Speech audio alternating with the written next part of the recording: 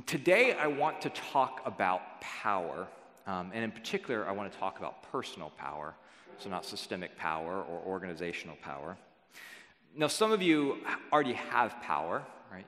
When you go to work tomorrow, right, when you walk in the room, people just get a bit nervous because they're not really sure why you're there, and are you there to fire them?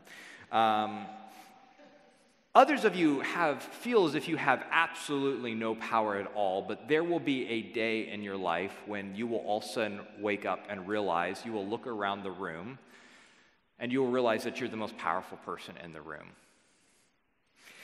And the question is, that moment you have that realization, the question that kind of drives this sermon is, in the moment that you have that realization, how will you exercise power? Because what you know is that there are few things in life that are more off-putting or that cause us more anger and frustration than the abuse of power. There's just something deep within inside of us that we know that the abuse of power is wrong. We know that power that is leveraged for the powerful is not the way the world is supposed to work. On the flip side, few things are more inspiring than a leader that uses power for those they serve, that leverages their power and their influence and their privilege on behalf of those that they have been entrusted to serve. And the thing is, the problem is until you are in the moment of power, until you wake up one day and you realize, holy crap, I am the most important person, the most powerful person, the person with the most influence in this room, until you are faced with that moment, you are not sure how you will exercise power. I think this is one of the reasons that you see, leaders go off the rails, because they really haven't wrestled with the question before they step into that moment. It's not that they were a bad person, it's that they've never really wrestled with how they're going to go about exercising power in the moment that they have it. Which brings us back to the story of David. Now, David, 3 years or 2 years, the text isn't quite clear, 2 to 3 years prior to the moment that he kills Goliath, David is hanging out tending sheep in a field a long ways away from his parents' home. And the prophet Samuel, the one who appointed King Saul or anointed King Saul to be king, and the one who will eventually appoint the next king, the prophet Samuel rolls up onto David's homestead. And he doesn't tell anyone why he's there. Right? This is one of those things when you go back and reread the text, you realize that he never actually tells anyone why he is there. We as the reader, we know because the narrator has told us why he's there, but he never actually tells David's family why he's gone to their property. He rolls up and he says to Jesse, who's David's father, I want you and your sons to help me with a sacrifice. Now, what we know is that Samuel is looking for the person that God is going to anoint the next king of Israel, because God has told Samuel, go to the household of Jesse, and when you arrive, you will find the next king of Israel. But this has got to be like a hush-hush secret mission, because King Saul is a very jealous person, and he is not to be trifled with. One of the interesting things is the reason that Samuel is going to anoint a new king is because King Saul has so gone off the rails already early in his reign. This is long before David ever takes over, that God says someone new has to assume the throne. So Samuel arrives on the property. They begin doing the sacrifice. And he begins looking around, looking at David's sons, trying to figure out who God wants him to anoint. And the problem is that when he looks at each of the sons, he's not getting that sense from God. There are no warm tinglies telling him this is the person you should appoint. And so the text tells us this: when they arrived, Samuel looked on Eliab and thought, surely the Lord's anointed is before the Lord. Right? Surely this dude, he is tall and he's smart. He is the one that God wants to be the next king of Israel. He just looks the part. But then we read in verse 7, but the Lord said to Samuel, do not consider his appearance or his height, for I have rejected him. The Lord does not look at the things that people look at. People look at the outward appearance, but the Lord looks at the heart. Now, we could camp out in this verse all night. I have all kinds of thoughts. Actually, my wife has all kinds of thoughts around dating and looking at outward appearance and learning to look past maybe that thing that at the beginning you think is a deal breaker, but actually this is someone you should want to date. She goes on speeches about this quite often. And typically this ends up with, she'll say, like they look nerdy, but really they could be changed, give them a little different hairstyle, put a different clothes. And then she'll look at me and it's like, look at you. I mean, look how you turned out. That is a true story.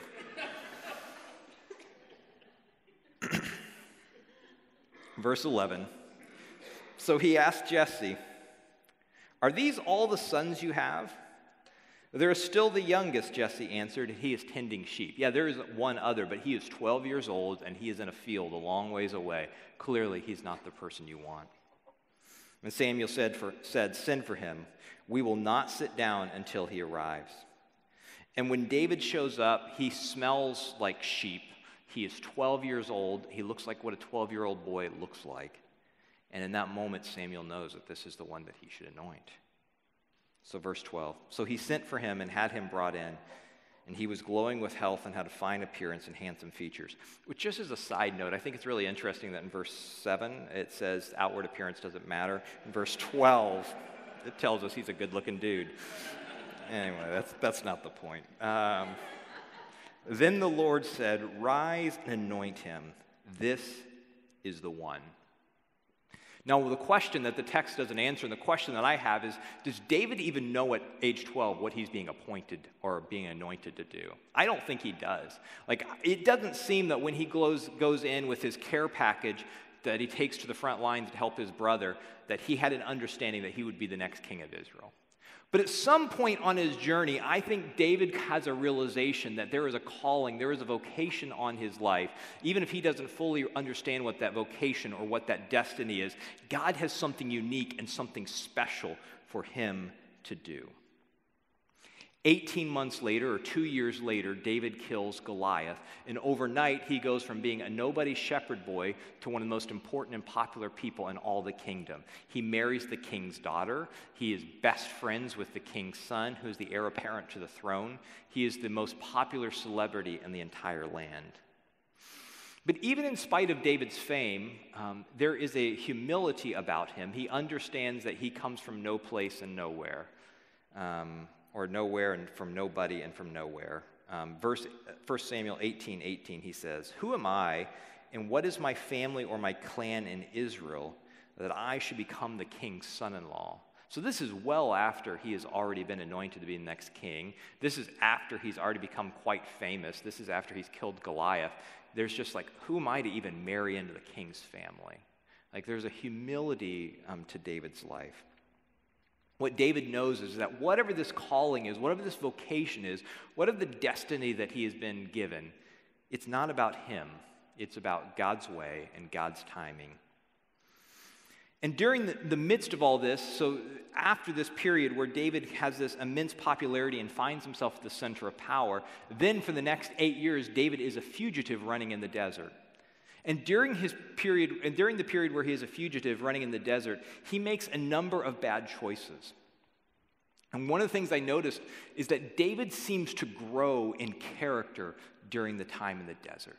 There's a shift. You begin to see a maturity in who David is. The leader that we know David to become, who is this upright leader, who is like, his leadership is the high point in Israel's history, that is only possible because of the period that he spends in the desert, where his character is being shaped and formed. And this evening, what I want to do is I want to look at two stories I think that illustrate the way that David's character had grown, and then I want to look at a text from the New Testament, and then I want to challenge us to think about how we exercise power. So, the first story is one of my favorites because it's the only time that it talks about using the restroom. One of the only times it talks about using the restroom in the Bible. King Saul has been traveling. So David has this merry band of men that kind of travel around with him everywhere, and they're kind of happy outlaws. And they hear that King Saul is coming near, and so they hide in a cave, or maybe they just, like, that was their home base, was this particular cave. Well, King Saul and his army, his soldiers, come rolling up because they're searching for David, and David and his guys are like, hey, King Saul is coming. We should retreat into the cave. So they go deep into the cave. Well, the thing of it is that King Saul has to do what every human has to do. Have you ever thought about this? This is just a tangent, but like using the restroom is like one of the great equalizers, right? I don't care how powerful you are, you have to go to the restroom about the same way as everyone else. So anyway, King Saul, because he has to do what every person has to do, he's like, hey guys, I need to take a rest stop. And so he stops and goes into the cave. And it's pitch black in the cave. Now, David's been in the cave, and David's eyes have adjusted so he can see King Saul. And in walks King Saul, and he's in the most vulnerable position he could possibly be in. And it's at this moment he's like, I can take him out, and he won't even know what hit him. In fact, David's men said this, 1 Samuel 24, verse 4. The men said, this is the day the Lord spoke of when he said to you, I will give your enemies into your hands for you to deal with as you wish. Like, this is what you've been waiting for. God has sent this person in to use the restroom so you can take him out. And David's like, okay, we're going to do this. And he actually gets close, and he gets so close that he cuts off a portion of Saul's garment, like his outer garment. He chops off a portion of it without Saul even knowing. And then he is just overcome with guilt. We read verse 5. Afterwards, David was conscience-stricken for having cut off the corner of his robe. And he said to his men, the Lord forbid that I should do such a thing to my master, the Lord's anointed one, or lay my hand on him, for he is the anointed of the Lord. It's really interesting. Like, David has this idea, this understanding that he is not the king. There is an ultimate king, and his power is bestowed. He's just stewarding power that has been bestowed by the ultimate king. And at this moment, the anointed king is Saul, and he can't lay a hand on him, which is really interesting. But his men are like, dude, this is ridiculous. The throne is yours, your destiny, your calling, your vocation. Like, you know that if you take out King Saul, you walk outside, you're the most popular military leader in all Israel. You walk outside, they will make you king today. And he says, I can't do it. Verse 12.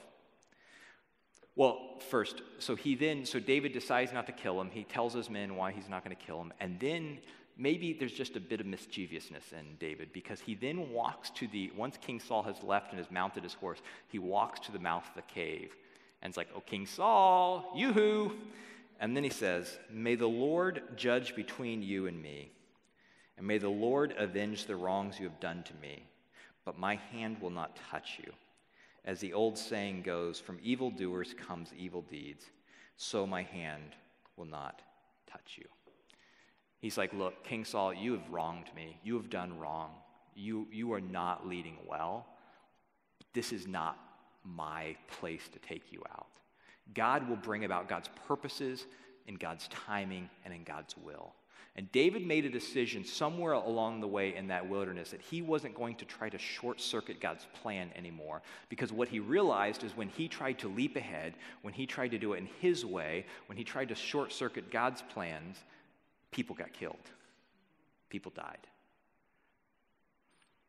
There's another thing that I thought about, and this is just me personally thinking, like, I'm not trying to extrapolate any great life lesson for the whole world to follow, because this can go in some difficult directions or some more complicated directions. But one of the things I've thought about in my own life is that I've always been a very ambitious person, and often thought that I could do things better than somebody else, right? This is why you start your own church, right? You should know, like, the people who start their own businesses and who start their own churches, there's something slightly off with inside of them. And typically they think like they may have worked for somebody else, they may have done, and they're like, you know what? I am so tired of waiting around for somebody else to get it right. I'm just going to go and do it in a new and better way. And I think there's something to, there's a generational, just a general feel that I feel, particularly with the younger generation, that's that way. Everyone wants to run their own business. Everyone wants to work for themselves. Nobody wants to put in the time. No one wants to be underneath authority, because often the authority figures seem to be getting it wrong. They don't understand technology. They move too slowly. They're too cautious. And we're like, we are tired of waiting around. I get it. But I sometimes wonder if in our ambition and our speed to do things in a new and a better way, if sometimes there's not something, if we don't lose something by failing to be under authority for a while, and failing to learn from those who have gone before us, and failing to learn from the wisdom of the past.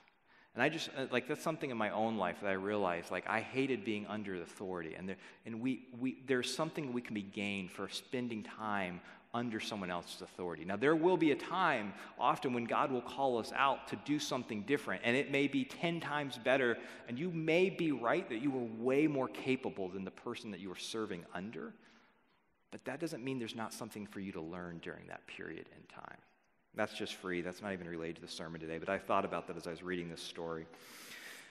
So the second story, related, very similar to the first, David sends his men. He's got he's got his own private CIA, his own spies. And he sends his spy network out, kind of keeping track of King Saul's movements. And they come back and they tell him, hey, King Saul is nearby. And he's set up camp, Saul and about 3,000 soldiers. Well, as nightfall comes, something comes over David, another bout of mischievousness, and he turns to one of his right-hand people, a guy by the name of Abishai, and he turns to him and he says, hey, I have a really bad idea. You in? And he's like, always. 1 Samuel 26, verse 7. So David and Abishai went to the army by night, and there was Saul lying asleep inside the camp with his spear stuck in the ground near his head.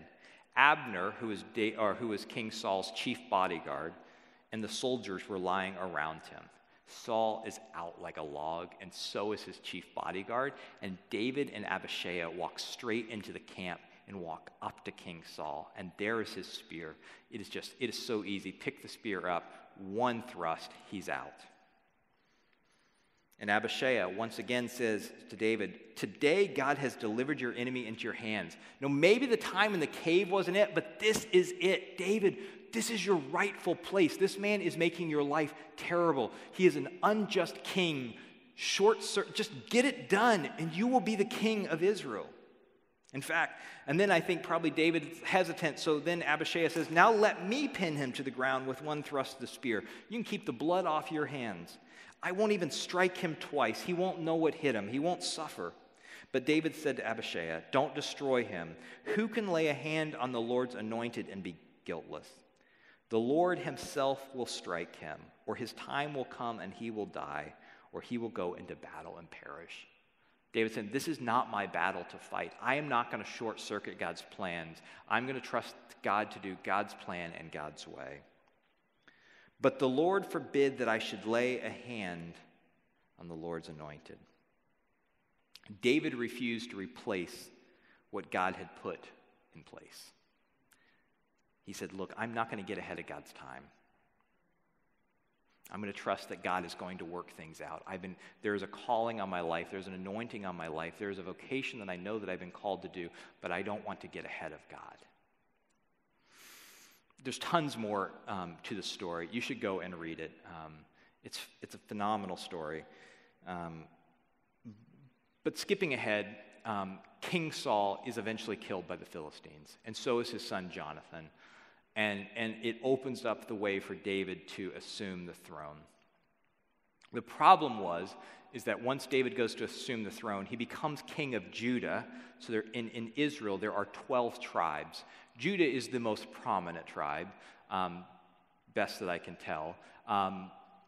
David becomes king of Judah, but the other 11 tribes actually allow King Saul's relative, a guy by the name of Ishbosheth, which is really hard to say, allows Ishbosheth to become the next king. Now, Ishbosheth is a terrible leader. He's not a great warrior. Like, he is easy to take out, right? Like, it's easy. People want David to lead them. And once again, he says, no, I'm not going to get ahead. So then 7 years goes by, and a couple of David's men decide, you know what, we're going to do David a solid, and we are going to go and kill Ishbosheth for him. He won't even know. We're not going to tell him ahead of time. It's like one of those things, like sometimes you want people to do something, you don't want to give them the head nod to do it, but you kind of are happy when it happens. Like, that's kind of what they expected was going to happen, right? They thought David was going to get back. Maybe it's like, oh, guys, you shouldn't have, wink, wink. Now, so they bring back the head of Ishbosheth. Just another side note, you can use this at your next dinner party, but the reason that there are so many beheadings in the Hebrew Scriptures in the Old Testament, the reason there's so many beheadings is because they didn't have iPhones. And so you needed to prove that somebody was dead, and so instead of taking their entire body and dropping on someone's doorstep, you just cut the head off because it was easier to transport. So that's why there's so many beheadings. So anyway, so they behead him, and they bring him back, and they bring it to David, and they're expecting David to, you shouldn't have, but, well, that's happened, so what are we going to do? So, but David answered Rekah and his brother Benah, and it said this, as surely as the Lord lives, who has delivered me out of every trouble. Guys, God has always delivered me. You didn't need to do this. God was going to work this out in God's way. Then verse 10, he said, when someone told me, and this is a weird passage, when someone told me that Saul is dead, so when the news came that Saul had been killed by the Philistines, this is nothing anyone else has done. When someone told me that Saul is dead, and they thought they were bringing me good news, I seized him and put him to death. That was the reward I gave him for his news. Which is one of those verses I was like, I may just skip this one. Just a little like behind the curtain a little bit. Occasionally, if you'll be reading through, you'll go through. Sometimes I leave out verses just because there's nothing relevant there. So if we're working through a passage. Other times you'll occasionally we'll jump from verse 8 to verse 10. Chances are, if you go look up verse 9, there are 3 names in that passage that are impossible to pronounce, and it's irrelevant material. So we just skip it. But this is one of the ones that's I just want to skip this, but it is what it is. It's a weird time. So verse 11. So how much more then, if I killed this guy for doing nothing other than reporting the news, how much more when a wicked man have killed an innocent man in his own house and on his own bed? Should I not demand his blood from your hand and rid the earth of you? So David gave an order to his men, and they killed them. But they took the head of Ishbosheth and buried it in Abner's tomb at Hebron. And so David, even though this person stood in his way, David honored Ishbosheth. David could have taken the kingdom by force. He could have had multiple times where he could have short-circuited, but he said, no, God is going to do things in God's timing. The calling, the power that I will bestowed upon me is not mine to take. It is being given to me, it is being entrusted with me as a steward. And you really see this growth in David's life. And so after he becomes king, we read in 2 Samuel 5, or as he's becoming king, 2 Samuel 5, 1 through 4. And all the tribes of Israel came to David at Hebron, and they said, we are all your own flesh and blood. In the past, while Saul was king over us, you were the one who led Israel on their military campaigns. And the Lord said to you, you will shepherd my people Israel, and you will become their ruler. Then, when all the elders of Israel came to King David at Hebron, the king made a covenant with them at Hebron before the Lord. Covenants are essentially like a promise that you make to people. And David makes a covenant with his people about the type of king that he's going to be, how he will rule. But he makes that covenant, that promise, he makes it before the Lord. Because he understands that the authority and power that he has been entrusted with is not his. It is on loan to him. David realized that he was a king. He was not the king. David, even though he was the most powerful person in the room, the most powerful person in the land. In fact, he would go on to be the most memorable king in all of Israel's history. He realized that he was just a king, that there was a king that he reported to. And so verse 3, and they anointed David king over Israel. And David was 30 years old when he became king, and he reigned for 40 years.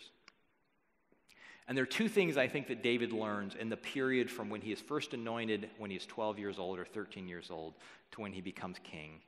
And that's first, that leadership is stewardship. It's something that's been entrusted for you to steward well.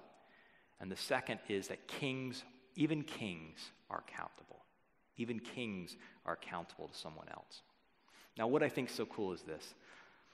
1,000 years later, 20 miles north of Hebron, Jesus invites his disciples to share a meal with him on Passover night. On Passover evening, Jesus invites the disciples to an upper room, and then he begins to talk with them and begins to share with them. Now, this is one of the last meal that Jesus will share with his disciples before he is killed. And I think one of the interesting things about Jesus' life and ministry is I think there is always Jesus understands his calling and his vocation, his destiny, but I think there were doubts in his mind about whether he got it right. Like, if the text is true, if we were to take the Bible seriously, and Jesus is 100% human, part of being human is even when you have an understanding, even when you have a calling on your life, there are moments in the darkness of night where you begin to question whether that's really what you've been called to do. But in this meal, I believe that Jesus not only comes fully to accept his vocation, his calling, and his destiny, like, this ends soon because this is what I've been called to do. But also in this meal, I think that his disciples are finally coming to grips with exactly how powerful Jesus is. In fact, not long before this, they were having an argument over who would be the greatest in God's kingdom. Right? Once you take power, or once you are the ruler, can we be your right-hand person? But they finally come to realize that Jesus' mission is bigger and more bold than anything they could have imagined. And so we read this. Verse 13, or John chapter 13, verse 1. It was just before the Passover festival, and Jesus knew that the hour had come for him to leave this world and to go to his Father. And I think this is such an interesting line. Jesus knew that the Father had put all things under his power, and that he had come from God and was returning to God. There's this understanding, like Jesus kind of has this realization, like, not only am I the most powerful person in the room, I'm the most powerful person in the world. Right? There's the full weight of Jesus' power comes crushing in on him at this moment. Jesus knew that the Father had put all things under his power and that he had come from God and was returning to God. And so Jesus has this incredible realization. Wow. And so what does he do? The exact next verse. So he got up. What do you do when you just realize that you are the most powerful person in the room? He got up from the meal, and he took off his outer clothing, and he wrapped his towel around his waist.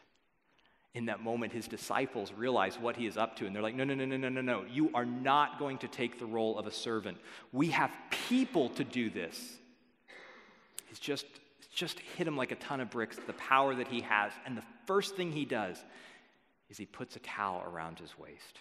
And after that, he poured water into the basin, and he began to wash his disciples' feet, and drying them with the towel that was wrapped around him. Now that I, your Lord and teacher, have washed your feet, you also should wash one another's feet. I have set an example that you should do as I have done for you. Very truly I tell you, no servant is greater than his master, nor is a messenger greater than the one who sent him. Now that you know these things, you will be blessed if you do them. The final image that Jesus leaves his disciples with is that of a servant. He says, if you want to be great, if you want to be powerful in the coming kingdom, in God's future world, if you want to exercise power in my kingdom, it looks like this. And who do you think you are? You are under me. You will never be greater than me. And even I take the role of a servant. Even I use my power on behalf of others. Even I lower myself to serve others. And so my admonition this evening is this: in those moments when you think you are something, you finally got whatever the career highlight that you've been working for your entire life. I mean, for some of you, maybe it's like the corner office. For others of you, it's getting your name mentioned in the Washington Post on a regular basis, right? They're like, we talked to so-and-so working for so-and-so, right? And you're like, oh, everyone's like, he's so important because he's getting quoted all the time, or she's so important. Or maybe in this town, it's just getting your phone calls returned, right? Like that is the sign that you have reached it, right? You know that you finally reached the pinnacle of power because people get back to you. In that moment when you wake up and you realize, wow, I have made it. Like everything that I've worked for and I've strived for my whole life, like I have made it. When you get that opportunity, when they set the crown on your head, in that moment, look for someone's feet to wash. Because that's what it means to lead like Jesus. That's what it means to follow in the way of Jesus. Even when you are bestowed with power and privilege and authority and influence, and if we're just honest with ourselves, most of us will have some sphere of influence in our lives. When you realize the influence that you have, that means you need to serve others.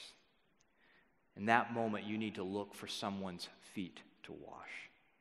Because I believe that the greatest indicator of your spiritual maturity, one of the greatest indicators of your spiritual maturity, is how you will handle authority and power and influence. How you respond when it dawns on you that you are the most powerful person in the room says so much about your spiritual maturity. Because few things are as off-putting as a leader or a parent or a boss or a politician who leverage their power and authority for their own gain, or who leverage their power and authority to get more power and authority. Because power begets power. The more the power, when you have power, it's easier to get more power. But also, few things are as inspiring as a leader who says to themselves, I am going to use my influence, my privilege, my authority, my power to serve others. Like, I'm going to lower myself. I'm going to humble myself. There's nothing too big for me. There's nothing too great for me or too small for me. Because the truth is, whether we realize it or not, many of us have already had that crown placed on our head.